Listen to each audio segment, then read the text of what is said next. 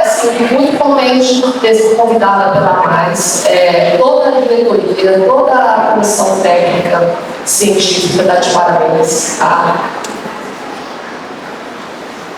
A minha voz não é essa, eu tô com voz daquelas mulheres que fuma, sabe, com muitos anos assim, ela vai roupa. Minha voz está ruim desde a semana passada, eu fiquei gritando pro meu filho no futebol: foca na bola! Olha! Não, olha só, você perdeu o gol! Então aí a minha voz não é normal mais. Eu estou aqui junto com as meninas na cruzada para tentar, eu acho que vou subir aqui, vocês vão enxergar melhor. Na cruzada para tentar fazer mais alguns esclarecimentos sobre possibilidades terapêuticas em cima de condições neurodiversas. Não só o autismo, mas outras condições também. Eu não vou me ater muito à questão dos diagnósticos, porque tivemos e teremos vários profissionais para falar sobre isso. Paralisia cerebral, às vezes leve, às vezes grave, e que elas vêm junto com o quadro de autismo. Isso torna a coisa muito mais complexa, porque a atividade com questões comportamentais você lida com questões e limitações motoras, físicas também. Então, aqui no nosso país, nós vamos ver uma quantidade maior do que a média mundial de países desenvolvidos. E nisso está lutando, primeiro, para reconhecer essa condição, para aceitar essa condição. Então, temos famílias que não aceitam. Terceiro, profissionais da saúde que reconheçam e ajudem no diagnóstico. Temos profissionais neurologistas que não conseguem fazer esse reconhecimento. Ainda tem muito preconceito com relação a isso. E a questão educacional, como que nós vamos fazer uma inclusão real dessas crianças e adultos também? Então a gente vai falar sobre algo que deixa as mães, as famílias agitadas, né? Cannabis medicinal, canabidiol. Como? Eu vou usar isso que esse negócio parece bom, ou não vamos usar isso não, gente. Isso vicia. E aí você escuta, você vai em palestras de colegas, de formadores de opinião, de referência, e eles viram a gente e falam assim: nas crianças com autismo não deve ser usado qualquer tipo de cannabis medicinal. Só pode usar cannabis isolado, que eu vou explicar para vocês. E aí faz aí o tratamento ficou muito legal, mas nós vamos falar sobre isso, tá? Então eu vou falar sobre canabidiol e neurodiversidade. O que a gente tem de evidência, quais os desafios, quando que a gente vai pensar nisso, né?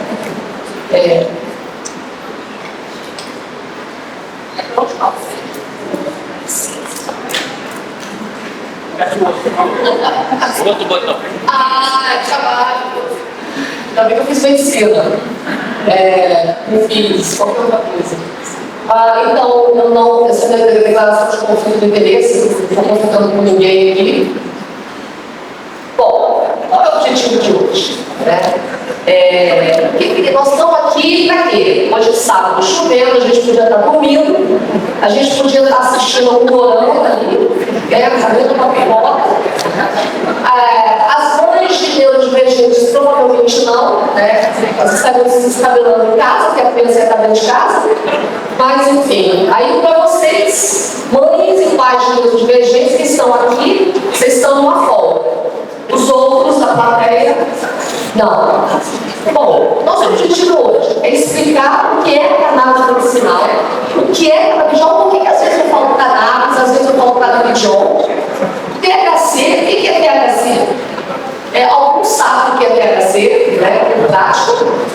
Desfazer os preconceitos, desfazer as fake news e mostrar as indicações do seu uso dos transtornos comportamentais de um modo geral. Para quem não sabe, a cannabis sativa é uma planta que serve para um monte de coisa. Ela não serve só para fazer MACORH, né? Se falar e de repente eu sou cancelada ali. né, na rede. Então, não é só para fins recreativos, também serve para fazer medicamento, para fazer tecido, para fazer papel. Então, ela é uma planta multimodal, ela oferece muito mais coisa do que aparentemente parece. Inclusive, na Primeira Guerra Mundial, a cannabis sativa, o cânhamo, que é uma variação da cannabis sativa, ela era usada para fazer tecido para paraquedas, para carro de tanque. E ela tinha um uso multi. Só que o que aconteceu? Começou a haver um conflito entre os plantadores de algodão do sul dos Estados Unidos, que estavam perdendo terreno, e também aqueles centros de blues, de jazz, que tinham muitas pessoas negras. E aí a Lina, que vai usar de forma recreativa, ele começou a incomodar a burguesia branca americana. E aí, com isso, começou a ter uma política anti-cannabis. Eu estou simplificando a história, né? E aí fizeram vários estudos mostrando efeitos deletérios da cannabis, na memória, na esquizofrenia e tudo mais. E aí enterraram e relegaram a cannabis sativa para o uso underground, né? No uso ilegal. Isso, como os Estados Unidos até hoje ainda tem uma influência grande no mundo, acabou quebrando essa possibilidade terapêutica por muitos e muitos anos. Essa é a flor da cannabis sativa, que ao contrário do que muita gente pensa, não é a folha. Então, apesar do símbolo da cannabis sativa ser a folha, a gente não usa. A folha tem um princípio ativo. O que mais tem é a flor. Então a gente usa a flor, tanto para fins medicinais, quanto para fins recreativos. É dela que a gente extrai o que a gente precisa. Então, ela é usada também para fazer tecido, tá? Em muitos cidades da Europa ela é usada, ela é mais sustentável do que o eucalipto. Então ela é melhor, ela destrói menos o solo. E ela é de mais baixo custo. Só que aí a gente acaba esbarrando nos interesses comerciais das grandes corporações de celulose. E o cânhamo, muita gente vai para Portugal, vai para os Estados Unidos, vai lá e compra óleo de cânhamo. Então ele não tem THC, que é o princípio ativo da cannabis, é o que dá a onda. E o cânhamo tem muito pouco THC. Então, ele não vai dar nenhuma dependência. Então, a cannabis medicinal, a cannabis sativa, ela tem uma série de compostos, inclusive compostos como os terpenos, que estão presentes no alecrim, na sálvia, no limão siciliano, na lavanda. Para quem não sabe, a cannabis sativa é um tipo de lúpulo, e ela é prima do lúpulo da cerveja. Então você vê que se a gente parar para pensar, ela é um suplemento. Tanto que nos Estados Unidos é vendido sem receita, porque ela é considerada um suplemento. Ela não é considerada remédio, a não ser pela quantidade de THC. Mas se for uma quantidade abaixo de 0,3%, ela é considerada um suplemento, tá? E por que eu estou mostrando essa figura aqui? Porque são 3 estágios da flor da cannabis. Porque faz diferença. É daí o gancho que eu falar por que eu não prescrevo qualquer cannabis sativa, cannabis medicinal. Por quê? Porque eu preciso ter o máximo de confiança da onde ela vem. Então, quando você planta no quintal da sua casa,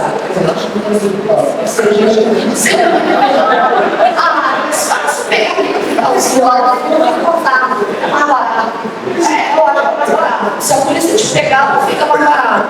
Mas não é só por causa disso, porque o pessoal parou de perguntar, mas o pessoal veio perguntar para mim: doutora, e se eu conseguir uma liminar na justiça para plantar? Então, hoje em dia não faz sentido, porque o custo da cannabis, ela caiu muito. Outra coisa, eu vou mostrar uma plantação de cannabis séria, ela é hidropônica, ela não tem contato com o solo, ela fica ali fora do solo, para não ter metais pesados, para não ter fungo, ela fica no escuro, quando você controla a temperatura, a umidade, e tem uma estação, que não é artesanal, é uma estação que você tem o máximo possível daquela mesma quantidade de cada componente em cada lote, em cada frasco. Quando você faz de forma artesanal, você não tem esse controle. Então, há 10 anos fazia sentido você querer comprar algo artesanal, querer plantar no seu quintal, mas hoje em dia não faz sentido mais. Então, se é uma planta velha, uma planta nova, vai fazer diferença. É como vinho. Eu falo, quem é que gosta de vinho? Levanta a mão. Nossa, quem gosta de cerveja? Olha, tem mais gente que gosta de vinho. Então, quem toma vinho sabe que faz diferença o solo, que é aquela uva plantada, porque foi plantado, altitude, não faz diferença. A cannabis é a mesma coisa. Foi só falar de álcool que a galera se lançou, né? O povo estava dormindo, vou falar de álcool. É uma vida, um assunto muito gostoso, né? E incrível. Tudo bem, assim, quando meus amigos mais ortodoxos chegam e falam assim, não, eu não bebo por causa da minha religião. Eu falei, olha só, Jesus Cristo transformou água em vinho. Ele transformou água em suco de uva? Não, ele transformou em vinho, ele bebia vinho. Você acha que ele bebia o quê?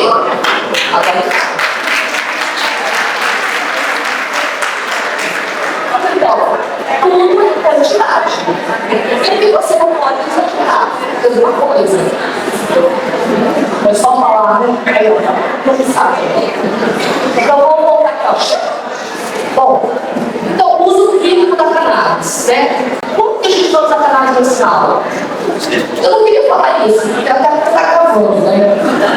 Mas, assim, você pode usar qualquer coisa. Em tese, tá? Em tese, você usa em várias condições. Por isso que os meus colegas médicos têm restrição de prescrever, porque parece bom demais, poxa. Serve para tudo aqui, ó. Epilepsia cerebrais, comportamento agressivo do autismo, de outras condições, dor crônica, ansiedade, insônia, Parkinson, Alzheimer, TDAH. Alzheimer é mais ou menos, não é para curar, não é para reverter, melhorar a memória. Aí seria dar um transtorno de comportamento com Alzheimer. O Parkinson seria mais para melhorar a dor, para melhorar o sofrimento, né? E a gente vai falar sobre isso também. Bom, aqui a gente vai focar no autismo. Então, no caso do autismo, a gente tem, eu gostei muito desse material que passaram aqui no intervalo, das crianças ensinando como lidar com crianças autistas, né? Então, o trabalho é diferente. Então, eu chego, já aconteceu eu chegar para a mãe de 2 pacientes jovens, um diagnóstico recente de TEA leve, mas que repercutia no relacionamento familiar e acadêmico. A mãe era assim, extremamente expansiva. E ela não se conformava que uma das filhas, eram filhos com 2 anos de diferença. Elas não queriam sair, não queriam um namorado, não gostavam de sair da festa e usavam sempre o mesmo tipo de roupa. Queria usar assim. Como é que é o nome daquilo? Ah, tá. Na minha época é top, né? Sou na época eu achei cropped. Na minha época era top, mas agora é cropped. Então, eu queria que ela usasse cropped. Aí eu virei pra ela e falei, olha só, vamos fazer o seguinte, tem que estimular ela socialmente, mas por outro lado, ela tem que respeitar algumas coisas dela. Ela não gosta, ela gosta daquele tipo de roupa, deixa ela usar aquele tipo de roupa. Então, vocês forem sair para algum lugar, combina, de modo que ela possa saber o que vai esperar, encher o saco na festa da família e deixa embora. Então, assim, entender que não é que é uma condição, né? É igual falar de canhoto, não é uma doença, faz parte dele. mexe, quem é canhoto, que usa a esquerda, tem alguma doença? Não tem, né? Mesma coisa. Agora, depende do contexto também. Aí, é um aspecto do neurodesenvolvimento, tem uma base neurológica, porque altera a logística do pensamento e do processo emocional. E muitas faces do comportamento da criança autista, elas são decorrentes do estímulo. Então, se a gente parar para pensar, muita gente fala, principalmente no TEA 1 e 2, mesmo 3, quando deixa ele quietinho, não tem problema nenhum. A hora que dá um BO, é a hora que ele reage com o estímulo. Então, muitas vezes, uma terapia comportamental vai ser fundamental nesse processo de aprendizado de regulação de emoções. Então, eles têm interesses específicos, eles têm uma sensibilidade sensorial, seja a luz, seja o barulho, seja o tato, ou seja tudo junto, né, para desespero da família. E o padrão repetitivo também é uma outra característica que está presente mais nos níveis acima. E antigamente, o TEA nível 1, com a cognição normal, era chamado de síndrome de Asperger, como vocês sabem. E aí isso começou a ser abandonado, porque descobriu-se que Hans Asperger, ele era austríaco e ele tinha um viés político que era a favor do nazismo. Então, assim, moralmente e eticamente, está sendo abandonado. Embora muitas vezes a gente tenha até dificuldade de explicar, porque às vezes o pai e a mãe aceitam mais quando eu falo Asperger do que quando eu falo TEA 1. Às vezes é melhor ter o nome de um pró-nazista do que usar um termo mais técnico. Então as pessoas têm, igual quando eu falo sobre Alzheimer. Às vezes preferem que tenha Alzheimer do que o fato de ter uma demência. Só que o Alzheimer é um tipo de demência. Mas enfim. Então a gente tem vários exemplos pelo mundo de celebridades que têm motivo. O Messi é um clássico. Foco dele na bola. Como é que eu vou ficar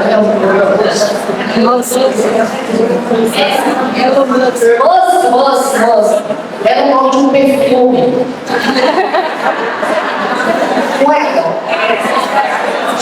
tudo bem, eu amei, eu ainda vou chamar esse perfume.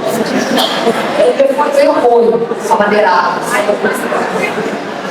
E aí você pode. Qual é a minha mensagem hoje aqui? A minha mensagem é trabalhar para que as nossas crianças com autismo possam ser adultos produtivos e que elas, dentro da possibilidade delas, elas possam ser felizes e independentes. Essa é a minha mensagem hoje.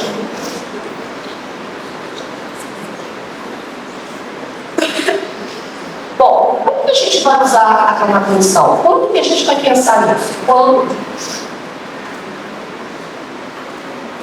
a gente precisa controlar, ajudar a regular as emoções. Então, controlar a ansiedade, a agitação, melhorar o sono, a agressividade e reduzir a sensação de não pertencimento. Né? Eu uso o exemplo de que a pessoa com autismo, ela se sente um cu tentando se encaixar num formato de bola. Assim.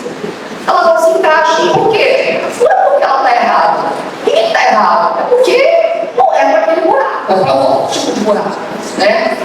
Então, muitas vezes a reação deles é por conta do estímulo equivocado. Né? E outra coisa, o excesso, a gente às vezes tem dificuldade de deixar ele isolado. Até porque não é para deixar sendo isolado, ele tem que interagir. A gente, o homem, o ser humano é um animal social. O homem, a mulher.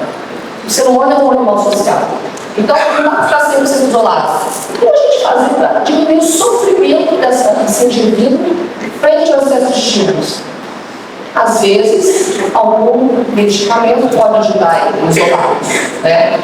a deixar um pouco mais anestesiada. Então, para quem não sabe o que é Folha de Jornada das Estrelas, o Spock tem um autismo óbvio, né?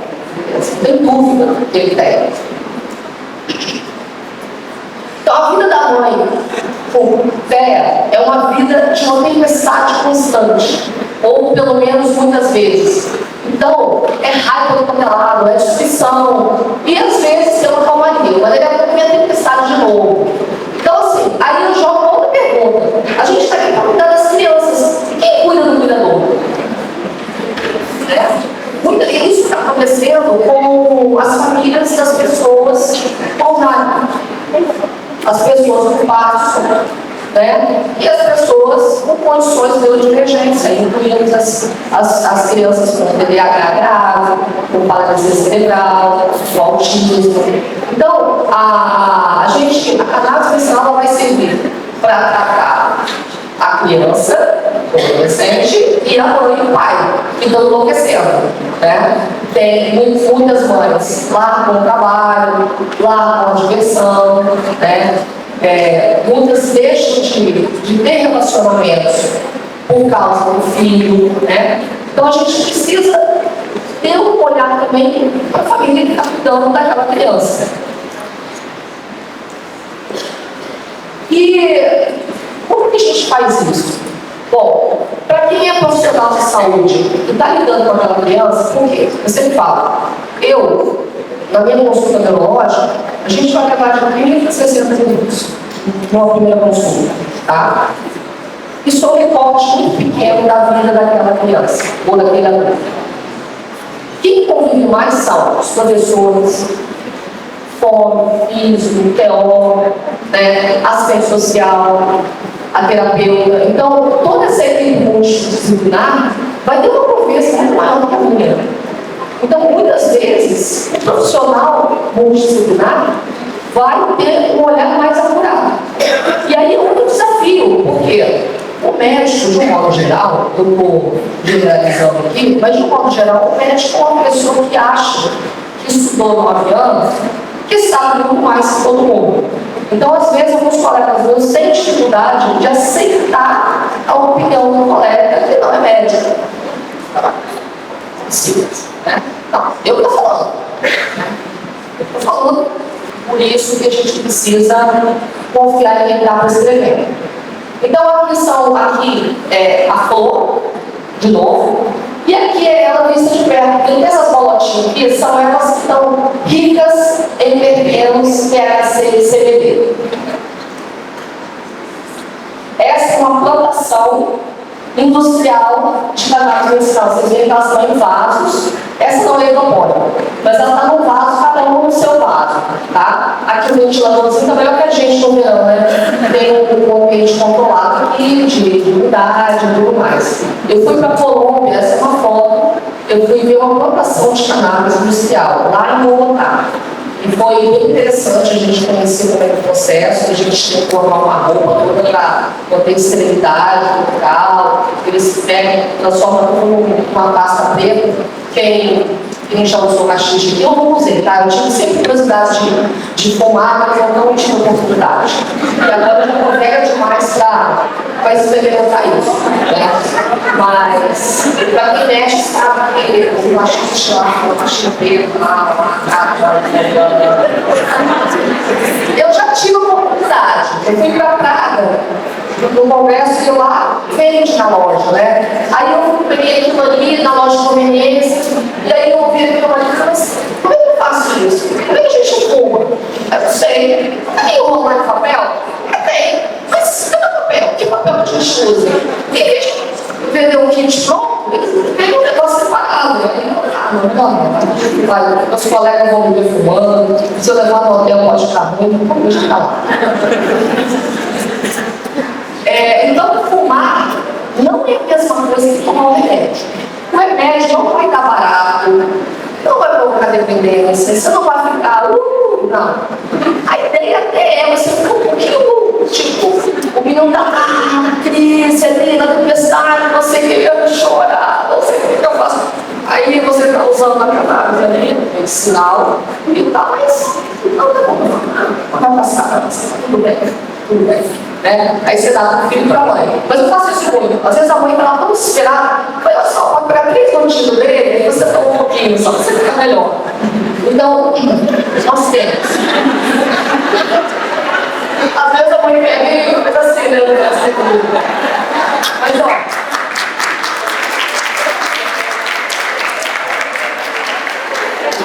Não, então vou falar uma coisa pra vocês. Se tiver uma mãe que está muito maluca, não preste a surrar. E a criança, eu prefiro dar para a mãe. Sim. Porque se você trata a mãe, ela sabe lidar com a criança de uma forma mais eficiente. Então, cuide do cuidador e o cuidador cuida do cuidado. Né? Então, tem essas coisas que a gente pensar. Então, se beber isolado, eu tenho um remédio, o canabidiol isolado. O canabidiol não dá onda, ele não tem THC, ele não provoca dependência, e ele até combate os efeitos do THC, que é o que dá onda da cannabis recreativa. Nossa, já falou tudo isso? Hoje eu estou falando mais de lugar normal. Tem o canabidiol full espectro, que tem o CBD, tem o THC, tem os terpenos, o linoleno, tem todos os outros comemorativos que vêm junto da planta. O broad spectrum é igual ao full, só que tem o THC. Então, por exemplo, atleta, funcionários de empresas grandes que fazem teste toxicológico, que precisam de uma formulação para controlar a ansiedade e tal, aí eu prescrevo esse que não tem o THC, que é o Broad. O rico THC, aí tem 0,2, 0,3, tem 10%, 50%, são aqueles casos mais graves. Tem mais agressividade, tem muita dor, que a dor não melhora, aí a gente usa mais THC. Então é um óleo, dá a impressão às vezes que você pegou uma grama, aí macerou ali, colocou um óleozinho e deu para você tomar, porque tem gosto de mar, tá? E tem empresas que colocam um sabor de uva, de morango, então fica mais palatável, tá? Tem outras que são ruins, parece que está tomando perfume. Mas, enfim, tem várias, às vezes eu acabo optando por uma ou por outra, dependendo da sensibilidade. Não se misture em água, não se misture em nada. Ele deve ser tomado puro, debaixo da língua e com o estômago forradinho, né? Evitar de enxaguar a boca até 10, 15 minutos depois que você pinta. Alguns vêm no conta-gotas, outros vêm na seringa. Tem alguns que vendem em farmácia, tem outros que são importados. Os que vendem, os importados, saem mais em conta, porque não tem aqueles impostos que devem ser pagos quando vende na farmácia. Quando é muito urgente, eu acabo prescrevendo de farmácia, mas quando eu vejo que vai continuar usando, eu ligo do importado, que sai bem mais em conta, tá? Então, sublingual, após as refeições, evitar enxágue bucal, e os efeitos podem demorar de dias a semanas. Então, eu sempre recomendo que o paciente tome pelo menos o vidro inteiro. Então, um frasco importado pode durar 2, 3 meses. Eu falo, toma o frasco todo, mesmo que pareça que não está fazendo efeito. Então, às vezes, eu combino 2 apresentações diferentes. E outra coisa, o que pode não dar certo, que acaba queimando o produto? Então, já aconteceu várias vezes do colega prescrever, ficar com medo de prescrever muito pouco. Então, crianças com autismo, com alteração de comportamental, autoagressividade, agressividade, não consegue sair de casa, muito agressivo. Às vezes a gente usa altas doses de THC para controlar, sabe? E aí vem aquela crítica dos colegas médicos. Poxa, mas vai dar problema no filho daqui a pouco tempo. A gente deu os trabalhos, aí eles colocam isso nas discussões, né? Que ele pode dar problema no filho, que ele pode piorar a cognição. Mas, gente, quem aqui conhece risperidona? Pois é. Vocês acham que risperidona usado a longo prazo vai dar ruim, né? Vai dar algo pior, que é irreversível, que que é discinesia tardia. Depois que a discinesia tardia se instala, não tem mais volta. Só botox e cirurgia. Cirurgia de estimulação profunda. Então, a gente tem que pensar nisso. Eu trabalho na comissão da CESA para analisar medicamentos para várias condições. Uma delas, eu ajudo a analisar pedidos de risperidona. E aí a quantidade de crianças usando risperidona é enorme. Algumas desenvolvendo obesidade, outras com alteração de prolactina, outras com glicemia alta, com colesterol, tudo no uso de risperidona. Então, o que serão das nossas crianças daqui a 10 anos? Aí, não deu certo com a risperidona, a aliprazol, que dá menos problema que a risperidona. Só que também dali a alguns anos. Então, e aí? O que vamos fazer? E aí, os meus colegas, na cara de pau, criticam o canal medicinal. Claro, ele é um fármaco. Você tem que estar monitorando o fígado. Ele vai interagir com você, vai. Assim como os medicamentos tradicionais. Imipramina, que a gente usa também. Os outros antidepressivos. Então, qualquer fármaco, ele vai interagir. Gente, ginkgo interage.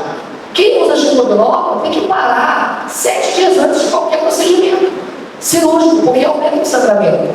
Chá de bolo. Se a mulher estiver grávida, gestante, na fase inicial, ela vai abortar. Então, qualquer fármaco, seja ele fármaco ou não, ele vai ter repercussão. Café demais vai dar arritmia cardíaca. Então, o THC, ele pode dar arritmia cardíaca, mas não mais que a cafeína. Então, tudo é forma de usar. Então, dependendo da dose, ele vai ser remédio ou vai ser veneno. E a importância da intervenção precoce. Esse gráfico aqui é para mostrar que isso aqui é quantos por cento melhora os sintomas de autismo. Antes dos 3 anos, 3 e 5 anos, quer dizer, às vezes é difícil fazer um diagnóstico antes dos 3 anos. Então, 5 anos já dá para você fazer um diagnóstico, assim, você vê que a melhora é semelhante até os 5 anos, mas após os 8 anos já fica mais difícil. Mas ainda assim vale a pena. Eu estou pegando muito adulto com TEA leve, que faz diagnóstico através do filho. Meu filho tem autismo, e aí eu comecei a ver, eu também tenho. E aí quem manda geralmente é a mulher, a esposa. Ela manda uma cartinha para mim, né? Ou um áudio, falando que meu marido é grosso, que ele fica respondendo, que ele não presta atenção. Mas isso é normalismo, né, gente? Aqui tem uns homens aqui, mas isso faz parte do ritmo, né? Lembra das caixinhas do pastor Cláudio? Eles têm uma caixinha lá que, como entra aquela caixinha, nada tira. Aí a gente fala. Aí eles falam assim. Aí, quem foi? Então isso é normal. Mas aí o homem com autismo é um pouquinho pior. Ele não chorou na consulta. Quando eu falei dele que ele tinha feito avaliação psicológica, ele chorou de alívio, porque tudo ele achava que era culpa dele. Aí uma hora, a consulta de revisão, uma hora. Liga pra mulher, faz uma chamada de pra mulher, eu explico pra mulher, tipo, tem paciência com ele, tá? Tem que dar uma de terapeuta de casal, olha, não é culpa dele, não. Aí vale a pena a gente salvar um casamento, de vez em quando o homem tá difícil, você não larga.